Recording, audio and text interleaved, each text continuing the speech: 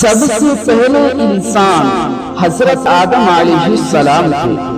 انسان کی نسل حضرت آدم علیہ السلام سے چلی اور تمام انسان حضرت آدم علیہ السلام کی اولاد ہیں۔ اللہ تعالیٰ نے حضرت آدم علیہ السلام کو پیدا کرنے کے لیے ارادہ ظاہر کیا اور فرشتوں سے کہا میں زمین پر اپنا خلیفہ بنانے والا ہوں۔ اس پر فرشتوں نے اعتراض کیا اور کہا کیا آپ زمین پر انسان کو پیدا کرنے والے ہیں؟ انسان تو زمین پر فساد برپا کرے گا اور خون بہائے گا۔ ہم تو تیری پاکی بیان کرتے ہیں اور تیرا شکر بجا لاتے ہیں، کیا ہم عبادت کے لیے کافی نہیں؟ اللہ نے فرمایا جو میں جانتا ہوں وہ تم نہیں جانتے۔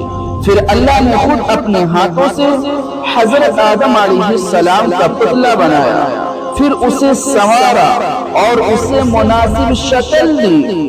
اس کے جسم کا ہر حصہ خوبصورتی کے ساتھ بنایا۔ پھر اس مٹی کے پتلے میں اللہ نے اپنی روح پھونکی۔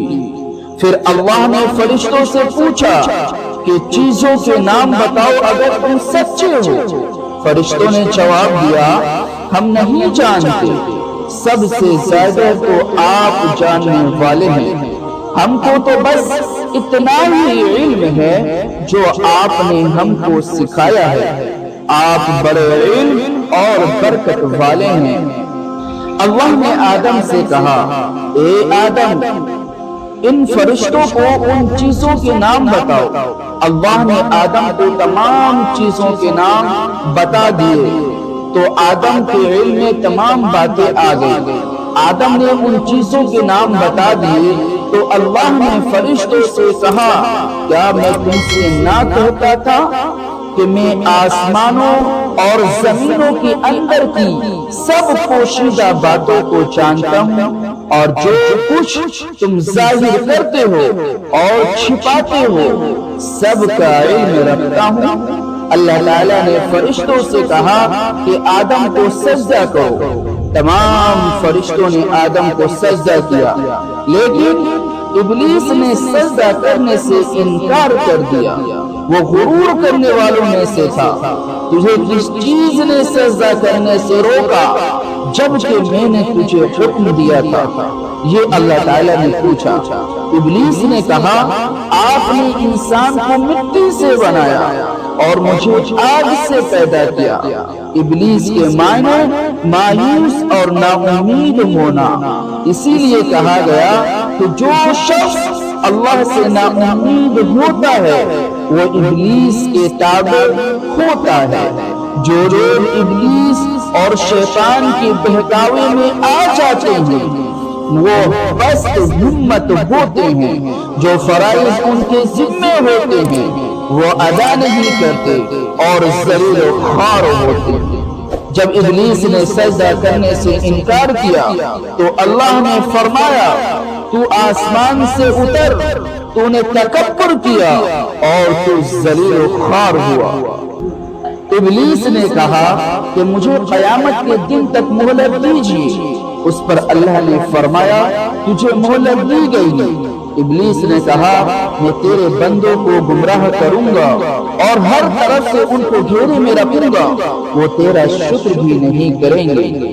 اللہ تعالیٰ نے حضرت آدم علیہ السلام کو حکم دیا کہ اے آدم تم اور تمہاری بیوی بہشت میں رہو۔ بہشت بولتے ہیں جنت کو۔ تم اور تمہاری بیوی جنت میں رہو اور جو کچھ کھانا ہے فراغت سے کھاؤ۔ اور ایک خاص درخت کی طرف اشارہ کرتے ہوئے کہا کہ اس درخت کی طرف نہ جانا ورنہ تم ظالم قرار دیے جاؤ گے۔ چنانچہ آدم اور حضرت بیوی حوا آرام سے رہنے لگے تو شیطان نے دونوں کے دلوں میں وسوسہ ڈالا کہ تمہارے رب نے تم دونوں کو اس درخت کے قریب جانے سے اس لیے منع فرمایا کہ کہیں ایسا نہ ہو کہ تم ہمیشہ ہمیشہ کے لیے زندہ رہنے لگو۔ میں تمہارا خیر خواہ ہوں اور تم دونوں کی بھلائی چاہتا ہوں، شیطان کے فریب میں آ کر حضرت آدم اور حوا نے درخت کا پھل چکھا تو دونوں بہشتی لباس سے محروم ہو گئے۔ ان کے جسم سے بہشت کا لباس اتر گیا۔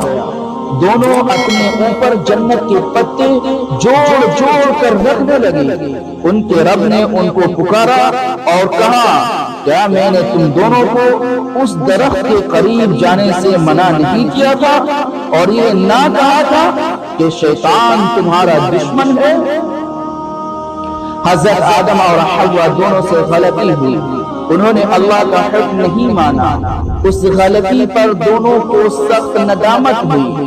آدم نے اللہ سے معافی طلب کی اور دعا کی، اے میرے رب، ہم نے اپنے نفس پر ظلم کیا، اگر آپ ہم پر رحم نہ کریں اور ہماری مغفرت نہ کریں تو ہم نقصان اٹھانے والوں میں ہوں گے۔ آدم اور حوا کو زمین پر اتار دیا اور کہا کہ تم ایک دوسرے کے دشمن رہو گے اور ایک خاص وقت تک تم دونوں کو زمین پر رہنا ہے۔ میری طرف سے کوئی ہدایت آئے تو جو شخص اس ہدایت کو مانے گا، نہ انہیں کسی بات کا اندیشہ ہوگا نہ کوئی غم۔ جو میری نصیحت سے منہ موڑے گا اس کے لیے دنیا میں زندگی تنگ ہوگی اور قیامت کے روز اس کو اندھا اٹھائیں گے۔ جب حضرت آدم علیہ السلام آسمان سے اتر کر زمین پر آئے تو وہ فرشتوں کی پاکیزہ باتیں سننے سے محروم ہو گئے، اس لیے دل اداس رہنے لگا۔